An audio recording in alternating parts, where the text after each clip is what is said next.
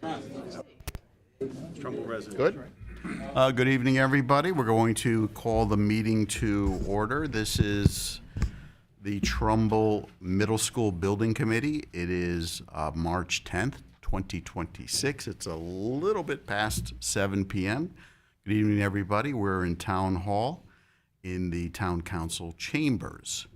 I'd like to start the meeting by saying the Pledge of Allegiance. Please all stand.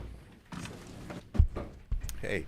I pledge allegiance to the flag of the United States of America and to the republic for which it stands, one nation, under God, indivisible, liberty and justice for all. Thank you very much. Barbara, would you like to do the roll call for the committee, please? Joseph Costa. Here. Andrew Lubin. Here. J.C. Sinelli. Here. Bill Mecca. Here. Fran Basbagil. Here. Ann Sather. Here. John Morello. Here. Jeff Alterman. Here. And Bob Gerbert. Fantastic. We have a quorum. Very good. Thank you, everybody, for coming tonight. We'd like to take the first item, which is the approval of the minutes. Could I get a motion to approve the minutes of March 3rd? So moved. Second. Thank you. Any comment?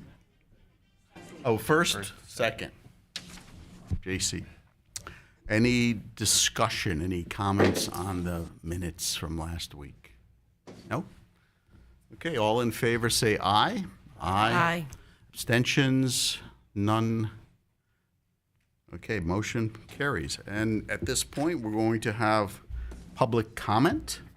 I see we have a lot of public tonight. Thank you very much for showing up. So I'm going to ask you to sign up, and we're going to give each speaker 2 to 3 minutes. And only Trumbull residents are allowed to speak tonight. So introduce yourself for the record and try to keep your comments to 2 to 3 minutes if you can. Okay? Good evening, Mr. Chairman, members of the committee. Dan McInerney, 90 Canoebrook Road. I think everybody pretty much knows me by now. I think this is my 3rd or 4th appearance here. I am the president of the Fairfield County Building Trades and the business manager for IBW Local 488, representing electrical workers. I'm here tonight to counter some of the misconceptions that were brought out last week in Mr. Fricksel's presentation. One of the things that he stated as a representative of the ABC is that the ABC, 85% of construction workers are open shop. That is true. But part of the reason for that is because a lot of the companies they work for, they wouldn't have a job if they told them they wanted to be union. They claimed also that project costs are 19.84% based on a Beacon Hill study. Most of the studies that he quoted were all anti-union think tanks that put out that type of presentations. So just on the cost, Cornell University of Industrial and Labor Relations, they did a study that shows that PLAs produce no statistically significant cost increase after adjusting for project complexity and market conditions. Some multi-year analysis show that 2 to 4% project savings due to reduced delays and uniform work rules. The New York City School Construction Authority, PLA covered projects generated $221 million in documented savings in a 5-year period. Savings resulted from reduced change orders, standardized trade coordination, and dispute prevention. The United States General Services Administration found PLA projects on complex federal buildings delivered equal or low total cost compared to non-PLA projects due to improved labor stability. The United States Department of Defense reviews concluded PLAs are effective for large, high-coordination construction projects where schedule certainty is critical. They also complained that there would be a lack of participation from other bidders that were not union contractors. The Washington State Department of Labor and Industries Public Works Study, an analysis over 150 public construction projects, found no statistical significant reduction in bidders under a PLA. New York City, open shop contractors bid and won work under PLAs. Bidder pools remain stable or increase when PLAs improve project predictability. University of California Construction Management Research Program found open shop firms often prefer PLAs on complex projects due to uniform rules, predictable labor supply, and reduced jurisdictional disputes. Massachusetts School Building Authority, no evidence PLAs reduce contractor competition on school construction. I'll bet you, just for the sake of time, I'll leave it at that. But there is one other thing I'd like to talk about. In school construction, the last several projects that were awarded, and this is just on the electrical end, West Hill High School in Stamford, Long Lots Elementary School in Westport, they were awarded to Ferguson Electric. So according to court documents, well, let me start at the beginning. The United States Attorney for District of Connecticut announced that Lee Ferguson, who was the owner of Ferguson Electric, 62 of Farmington, was sentenced today by U.S. District Judge Michael P. Shea in Hartford to 20 months of imprisonment, followed by 1 year of supervised release for stealing more than $3.3 million from his employees. According to court documents and statements made in court, Ferguson owns and operates Ferguson Electric, Ferguson Mechanical, and both headquartered in Plainville. Between approximately 2013 and 2017, Ferguson caused to be deducted approximately $1.60 to $3.15 per hour from each of his employees' fringe benefits package as a third-party administrator fee for the employees' pension plans. Ferguson knew that the funds were not used to cover any administrative fees for the employees' pension plans. Instead, this third-party administrator fee was paid over to a TPA of Connecticut, a company that Ferguson established and controlled. TPA of Connecticut, in turn, sent the monies to DJS Associates, a Florida company that Ferguson formed for the purpose of performing business consulting services for him and his companies. However, no such services were performed, and Ferguson used the funds for personal expenses. Through this scheme, Ferguson stole $3,357,516 from more than 300 employees. He has made full restitution, and he spent 6 months in jail.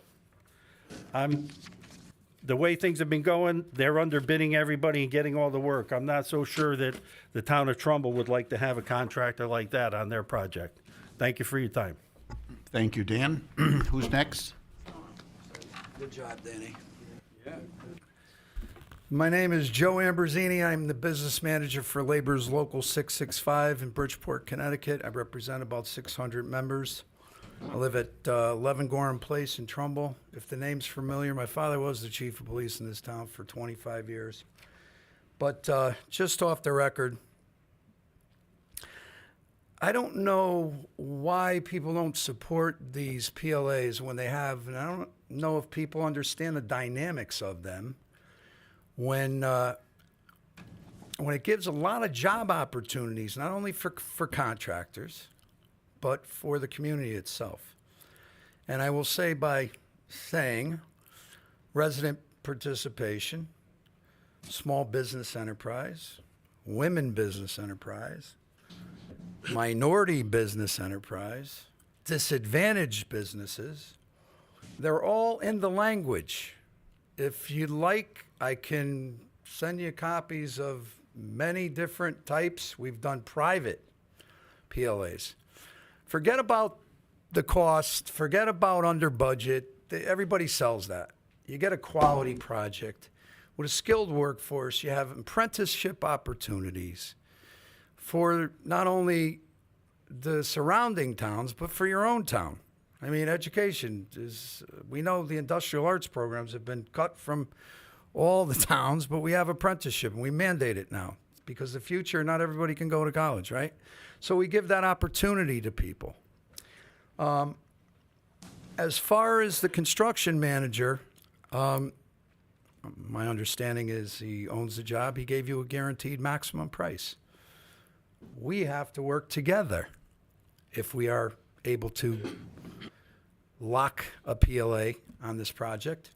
You can talk to former mayors, did a lot in Bridgeport. They're a no-brainer. Harry Rilling in Norwalk, unbelievable. What he's done with that city is incredible. They work. You heard Danny with the studies. I work close with Danny. I'm the vice president of Fairfield County Building Trades. I'm just concerned because what happens is with coming on board with us, truthfully, we're like your construction cops. You don't have to worry about a Ferguson. You don't have to worry about somebody not paying the prevailing wage rate or the benefits for that matter. In fact, it's open to the general public, but truthfully, you don't have to be union. If you win the bid, the people who work for that company don't have to be union, but the contractor has to sign with that particular craft. That's the catch, if you want to call it. It's not a catch. It's actually probably one of the best moves he ever makes. Because truthfully, I know I've been doing this for 43 years. I've been in the field for 23 of them and 20 as an a business manager and an organizer. I've seen the bad actors. I know what Danny's talking about. We'll use an example. W.J. Montford, back under the Herbst administration, that went bad. School building committee is in favor of the PLA, and then all of a sudden it went from 7 out of 11 back down to, it was like 8-3 against. Open shop, problems. You all know what's going on over there. I don't have to explain it. But my point is, we'd like to have the work. Truthfully, we're not kidding you. We want to put our members to work, but we work with you. And we'll work with the construction manager trying to get him the best price for the project, for each package. That's our job as agents. We shop it through our contractors and get you the best budget to fit the job. And we're here to protect the work. We're not here to try and muscle out. What ABC says, that's their spiel. The truth is, we protect the job, bottom line. And I appreciate the board and the school building committee and the town of Trumbull giving me this. I probably ran over 5 minutes, but that's Thank you, okay. Joe, very Thank you. much. Appreciate it. Who's next, please?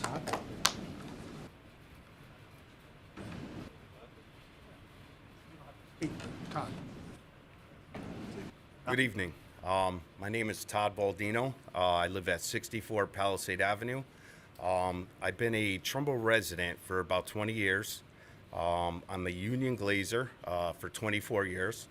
I've worked on the Trumbull High School for Massey's Glass, and I live right across from Middlebrook School.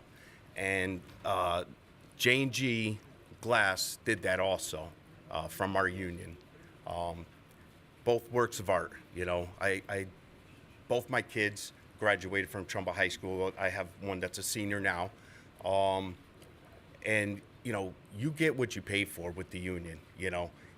When you look for, you know, somebody to come do some work on your house, you're not just going to pick any guy, right? You want to look at their portfolio. You want to, you know, see how long they've been in business. You know, you just don't want no, you know, guy coming in there and just hacking up your house. I mean, we are trained and skilled professionals. You know, I love what I do, and you know, I would love to see this project be PLA. You know, in my hometown here, it's long overdue. That school is hideous. I don't even know how long it's been there. Every time I go by, you know, I look at it, I'm like, they got to do something about that school. But yeah, I would love to see this a PLA. You know, you get what you pay for, and that's, you know, you're going to get something good. Thank you. Thank you, Todd.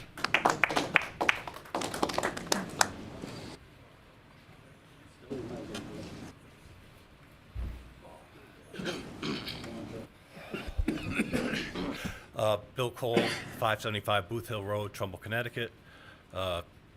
35-year town of Trumbull. All my kids went through the whole town of Trumbull Board of Education. And one of the other foreign speakers, not only members, town people, trying to describe a closed loop economy. I know I talked to Bill about it. Don't you want Trumbull taxpayers to work on the job and buy a new car and put a new addition on the house? It doesn't even make sense to have it go, whoever was from Trumbull High, they're all from almost Massachusetts. So that's one of my big things, that try and keep it in town. Dave Wilson, former first selectman, he was a big proponent of that. Why wouldn't you want your firemen, who are also electricians, laborers, carpenters, sheet metal workers, lasers, why wouldn't you want them in town?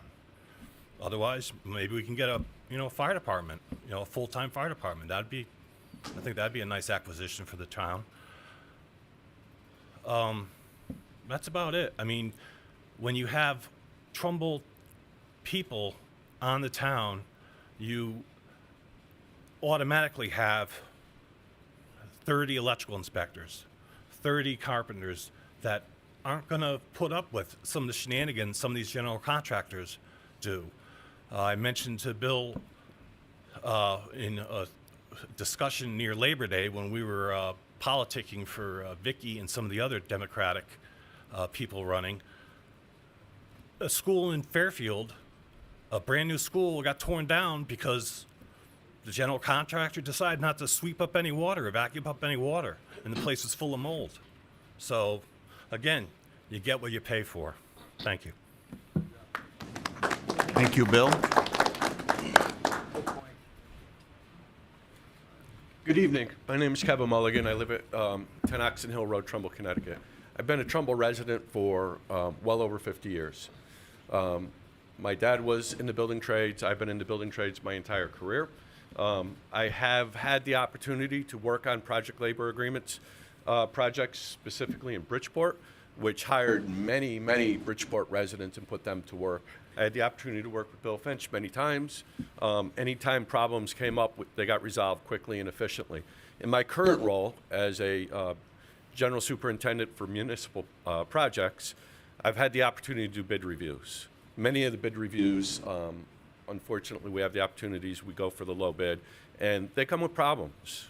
And you got to get through the problems. We end up in court with a lot of the low bidders, and it's not always necessarily the union contractors. It's many times people that are unorganized and think they can do the work for the cheaper part without any experience. We have a lot of members in this room that are Trumbull residents. We have a lot of younger members that I look forward to taking up the reins and filling my void as I move on to my retirement years in the near future. We have trained apprenticeships that these individuals go through. Right now, the demographics of Trumbull are changing drastically. All of you sitting on this board realize that. We used to be a blue-collar town, now we're a white-collar town, okay? What are we gonna do with those individuals that your young folks that are going to school now that wanna take up blue-collar training, trades, okay? We gotta give them the opportunity, afford them their future. The best route to do is a structured training opportunity. If you went to a PLA on this job, you will open many opportunities for those, we'll call them apprentices. I look forward to the opportunity to be able to work on this job, maybe as one of my last jobs in the area. Possibly, I don't know, but I would afford you to take the opportunity to go home, look at your children and say, hey, do you want to be an electrician? Do you want to be a plumber? Do you want to be a glazer? Or maybe a carpenter or a laborer, it doesn't matter. But afford them the opportunity to move forward, afford them the opportunity to work local and support your local community, support the people that support you. That's all I have to say. Thank you, Kevin.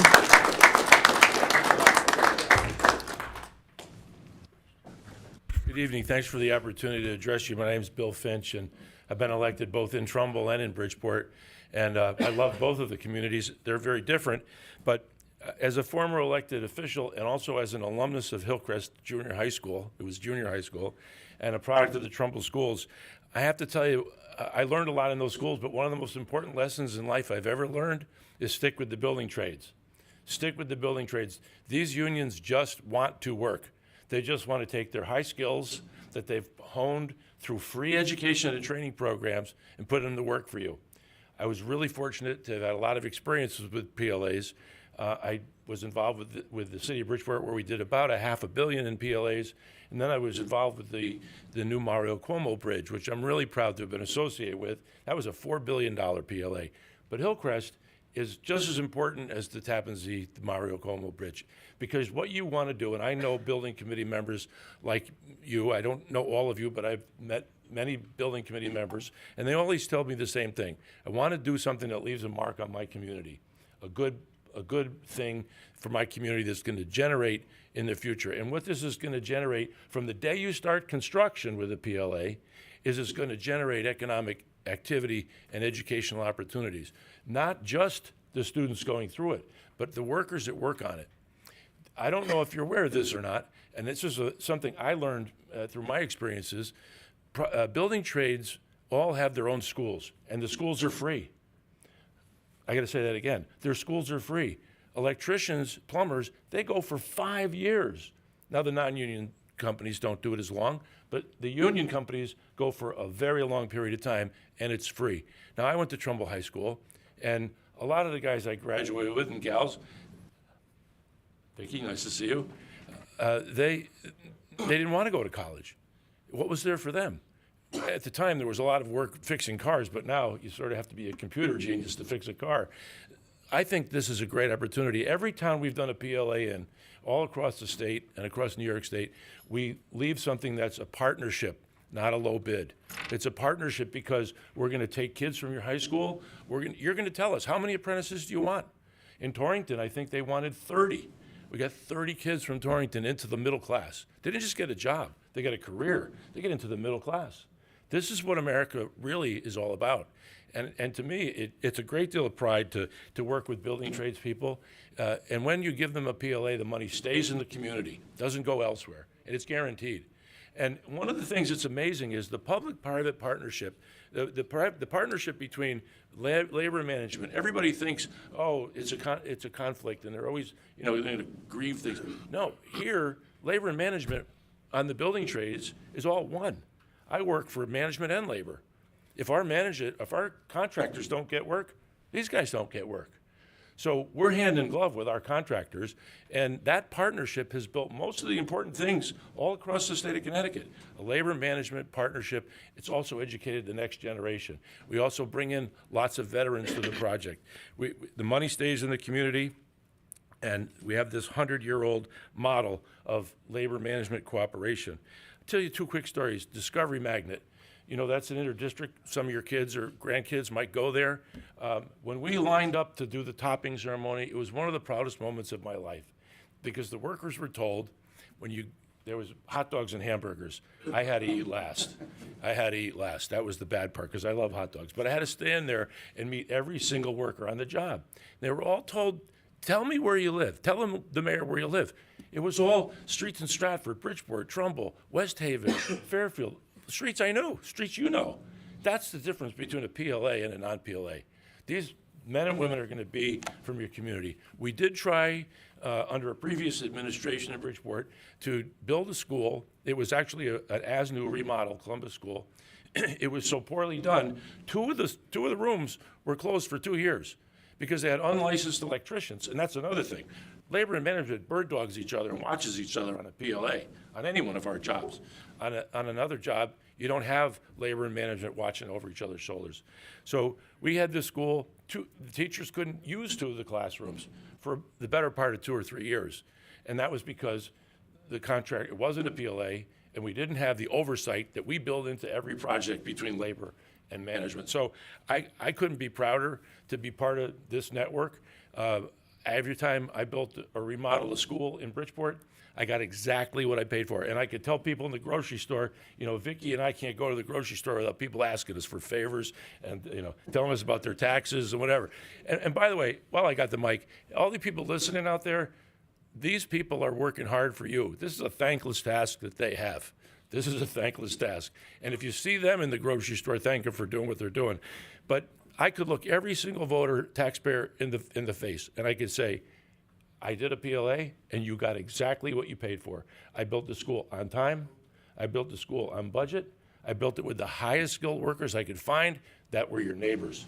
So I urge you to go for a PLA. You will never regret it. Thank you, Bill. Nice seeing you again.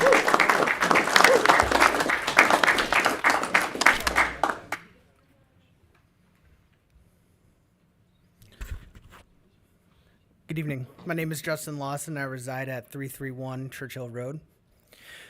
I'm an Army veteran, a union electrician apprentice with Local 488, and the father of 2 children in this district. I'm here tonight because the Hillcrest Middle School project matters deeply to my family and to the future of our community.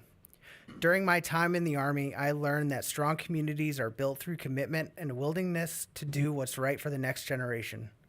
As a parent, I know our teachers do an excellent job educating our children, but our facilities must match the quality of the education they provide. A modern, safe school isn't a luxury. It's a necessary investment in our children and the future of Trumbull. We all understand that this project is moving forward and that a new middle school will be built.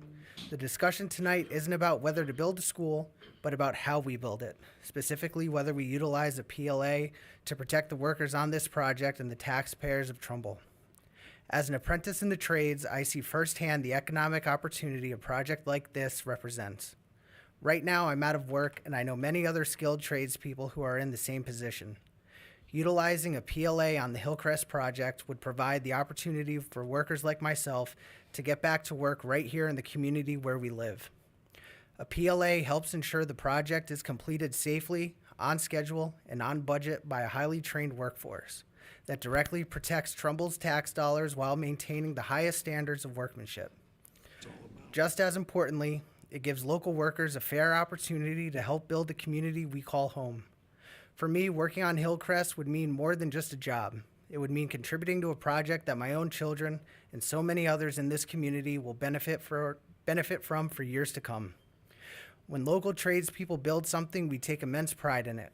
We build it knowing our own families and neighbors will walk those halls every day. This project isn't just about bricks and wires. It's about creating a safe, modern place for our children to learn while supporting the local families who help build and sustain this community. As a veteran, a parent, and a tradesman, I know the people who build this school will do so with professionalism, skill, and accountability. I'm proud to live in Trumbull, and I respectfully ask that you support a project labor agreement for the Hillcrest project to protect our workers, our taxpayers, and the future of our community. Thank you for your time and consideration. Thank you, Justin. Appreciate your comments. Anybody else would like to speak tonight?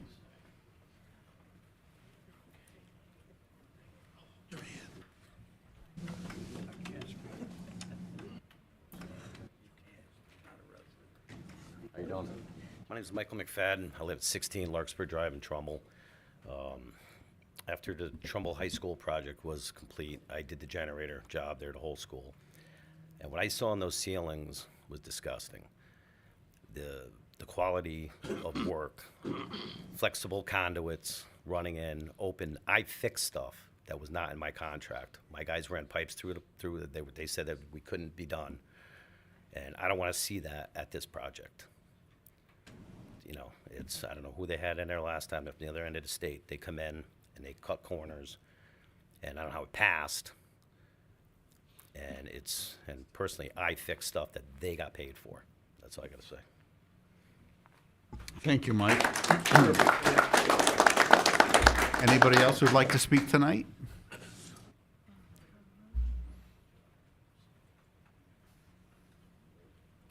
Your Honor. How are you? How you doing? Thank you, Vicki. Good evening, everybody.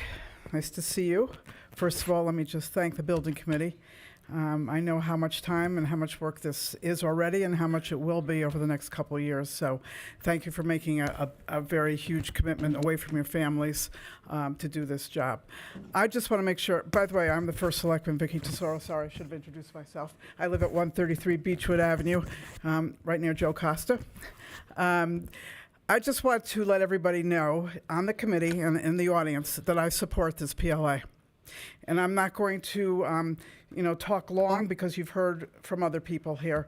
But I do echo what everyone has said here, and certainly Bill Finch, who spoke before me. This is good for our community. There's nothing more important to hear that a project can come in on or under budget and on time, especially a school. To have Hillcrest built is when they say it's going to be built is so important for timing for the rest of our schools and for the community. And also, let's talk about all of our workers in town that are members of the union. I'm here to support them, and I think that they will support us in this project as well, and all of the good things that can be done for our students in the schools as well. So I encourage you to please vote for this PLA. Thank you. Thank you, Vicki. Would anybody else like to speak tonight? No? Okay. Thank you very much for all those comments. We do appreciate those opinions. Thank you. At this point, we're going to move into review and approval of invoices. Rob? Good evening. Okay. I'll just go through. So we have two invoices tonight. The Arcadis invoice didn't make it onto the agenda. We have invoice number 5628 for Sustainable Engineering Solutions. This was an invoice that was missed back in November when they first onboarded with the project. We do recommend it for approval as they started their OPR, which is their owner's project requirements document. That is for the amount of $2,450. And second on the list is Taisu Kim's invoice number 250501-9 for the amount of $228,000 for the start of their contract documents. So, Rob, what happened to your own invoice? It didn't make it onto the agenda. Okay. It was not ready. Okay. So we'll get it at the end of the month. Alrighty, so we'll take Sustainable Engineering Solutions first. I need a motion to approve $2,450 invoice. So moved. Second. Thank you. So that was Ann and Bill. Any discussions on that invoice? It's basically for the period from ending 11/30, so it's last year. So it's a little bit overdue. It is. It was submitted incorrectly, so it got lost in the shuffle. Okay. All right. And it looks good to you, Rob, Yes. and your team? Yeah, we recommend it. Yep. Who's the invoice for? Any other discussion about the invoice? All in favor, say aye. Aye. Opposed, abstentions, motion carries. Now we're going to do Taisu Kim Studio. That's for architectural services for the period ending February 28th, 26th. The total amount is $228,000 even. Is there can I get a motion for that? So moved. JC, second? Anybody? Second. Fran, any discussion about Taisu Kim's invoice? Rob, is that for DD services, design development services? I assume it is. The right? date is the end of it's the end of DDs. Yes, it's the end of DDs. So that's with the date. okay. Yes, sorry. Okay. All right. So, any other discussion about the invoice? No. All in favor, say aye. Aye. Opposed, abstentions, motion carries. Is that good? Thank you very much, Robert. Alrighty. At this point, what we're going to do is go into executive session. We're going to have contract discussions regarding the Multi-Vista contract, and we're going to also talk a little bit about the PLA. Motion to move into executive session. Thank you, Chief. Second. Great. Just Note your time and note who's invited to the executive session. Okay, that would be the building committee and also you, Jim. Okay, Kevin is not here. The first selectman would like to see a member. Yes, and also Vicky too. I just want to note the time when we leave the open session. I just want to note the time for the record when we leave the open session to go into executive. Have it, okay. Okay, thank you. Thank you, guys. You're welcome to come back after, but maybe a little bit. Thank you for having us. And happy St. Patrick's Day. Oh, that was our quarterback? Well, I remember him well.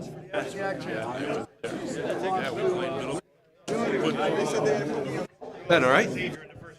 How about you? they stopped the fourth and goal 3 times.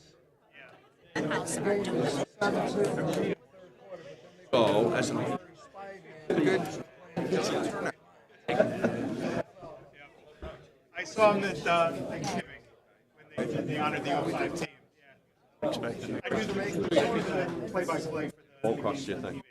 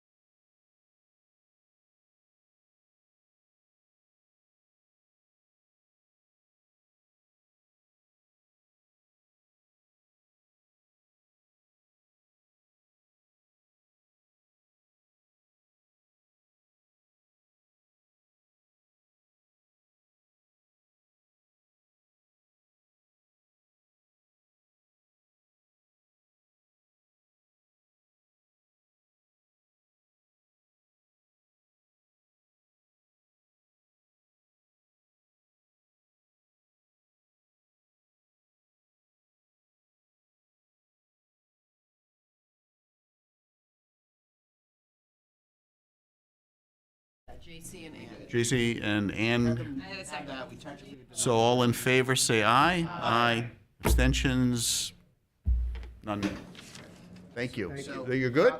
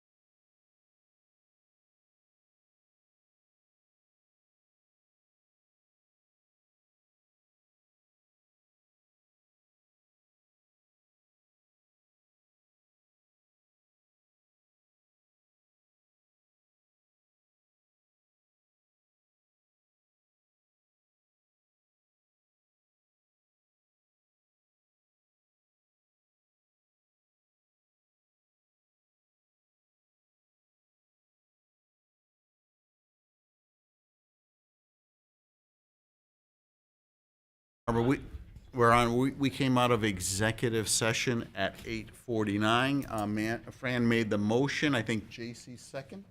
Ann second? I'm sorry, Ann. I lied. No, it's stolen valor. Ann made the motion. Ann seconded it. Oh, okay. You got that, Barbara? Out of executive session, 8:49. Thank you very much. Okay, so the next item on our agenda is new business. We have no new business. We already approved the invoices. I do want to talk about the date of the next meeting. So regularly scheduled, it's March 24th, but we are not going to be here. So we'd like to push that to March 31st. And Barbara has to let us know where we can meet. We can meet in here? You have the meeting here. Oh, perfect. And that's going to be a full agenda. I believe, Jack, we have some things that we have to approve for the state.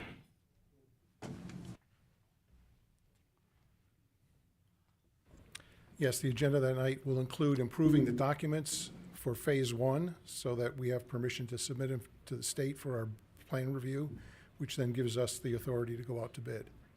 Okay, does that need to be on the agenda? Do we need that, or is that going to be part of our regular business under That can be part of, Arcadis? that can be part of regular business because you do have approvals, as part of your normal structure. Okay, okay. Is there anything that we need to look at ahead of time, or? We will make the documents available via a link, if not a full week, at least most of a week ahead of time. Okay. So that you have a chance. It's not going to be a significant set of documents because really we're talking about site enablement and drilling the wells for the geothermal. So it's not like we're going to give you 700 drawings and 1,800 pages of project manual. So that'll be phase 2. Okay. That sounds good. There was a question earlier tonight about the sequence of construction on the site, because I think there's some concerns about fields being displaced by construction activities. So I'd like to sort of ask, the Bismarck team to figure out what that's going to look like and begin to socialize those field losses. Sure. Yeah, that is something that we've talked about. The final details are being worked out with Bismarck as far as their coordination and site logistics. We do have a meeting on Thursday of this week, a safety and security meeting, where site safety will be one of those logistics details that we discuss. So I think coming out of Thursday's meeting, they'll be in a better place to be able to wrap that up. So expecting a conversation to that end on the 31st is a reasonable expectation. Good, thank you very much. There's also a town council update. I think the meeting is the 6th, right? I would double check on that because I feel like she said that it was because it's the day after Easter, it's going to be pushed. Oh, it's possible. Is it? As of right now, the date on the calendar is the 6th. Right. However, Bill's going to reach out to Ashley and make sure that that's a set thing. See how I passed that, Buck? All right. Because it falls after a holiday, there's that flexibility, so they might. All right. Well, Yeah, but well. So I mean, that would it could be later in the month as well. It's basically Andy and I just giving an update on whatever numbers we have, whatever budget we're at, sort of an update on the schedule. We'd like to give them a heads up and when we expect to go to bid for phase 1 and when we expect to get numbers back, that kind of thing, because we're going to have to go to the town for approval on our recommendation, I believe. So I'm going to be quite honest. April, it's budget season. Oh, she left. It's budget season, so that April agenda is Right. perhaps about, but there's also our vote for the budget won't be until the end of April, Or first Monday in May. maybe. All right, well, I'll have to, we can figure it out. Should we We'll- come we'll- back in May? Should we Yeah, plan that'd for be that? my guess. Is that? Let me double. I think we should reach out to her and Yeah, well, get some feedback. we will let you know, Joe. Sorry. thank you. We'll be more organized. All right. Whenever you want us there, just let us know. All right, we'll We're figure it happy to give a presentation. May 31st works. Everyone. But isn't this Labor Day? When's the Labor Day? Labor Day? When's the Labor Day? I mean, not Labor Day, Memorial Day. When's that? Memorial Day's a week before. What week before? Okay. All right. All right, so we'll plan to meet on the 31st here in this room, 7 o'clock. There'll be an agenda, the full. March 31st. March 31st. Yeah, there'll be a full agenda, and we'll just, So no meeting for 3 weeks. for 3 weeks, correct. Okay? Bring snacks to that one. Okay. All right, so could I get a motion to adjourn? Motion to adjourn. Is there a second? Second. All in favor, say aye. Aye. Thank you very much, everybody.